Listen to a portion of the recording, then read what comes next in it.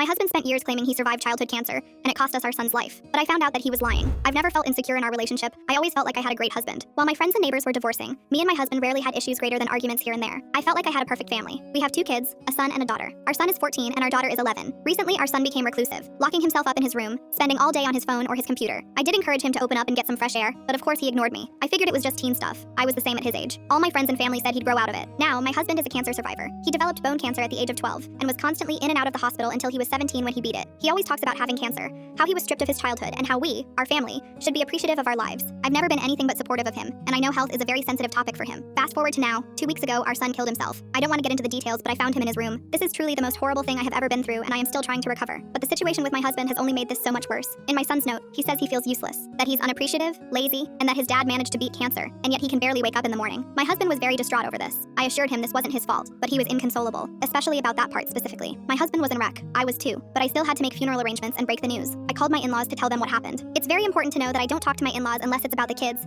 My husband is almost completely no contact with his family besides his sister, but she lives in a different state. I told him a bit about what my son wrote and mentioned the cancer. My mother-in-law was very confused. What? Cancer? I didn't know what she meant, so I said yeah. He felt like he wasn't as good as my husband, since he survived cancer but he couldn't do basic things. My mother-in-law then said, what? He never had cancer. I was so shocked and confused. I told her he did and he always talks about it, but he assured me he never had it. My husband always has terrible things to say about his mom, so I wasn't sure if I should believe her or not. He calls his parents, especially his mom, abusive and narcissistic. But after the call ended, she sent me photos of my husband in his youth, pictures of him on the soccer team in 10th grade. But my husband always told me he could never join any sports because he was always in and out of the hospital. This basically proved it. I was furious and blamed him for what happened to our son. After my husband came home, I yelled and screamed until I couldn't anymore. At first he denied it, but after I showed him the proof, he stayed silent. I couldn't believe it. I punched him in the face, then went outside to get some fresh air. I'm honestly not a very violent person, but this is genuinely the most mad I've ever been in my entire life. I still don't know what to do. My son's funeral has passed, but I am still absolutely furious. I've been sleeping on the couch and only talking to him when needed. How do I tell my daughter? Update. I know I can't have a relationship with him anymore. Not just for my sake, but I mentally wouldn't be able to. We are still not speaking, but I'm still unsure about going as far as divorce, at least for now, because our family is having such a hard time. I'm also not financially stable and rely on him for income. I haven't told my daughter yet, and I still don't know if I should. I saw my sister today, and I lost it. I couldn't keep it to myself anymore. She wants me to tell everyone and expose him, but I'm still not sure if I should for the sake of our daughter. She promised not to tell anyone else, so it's still just between us.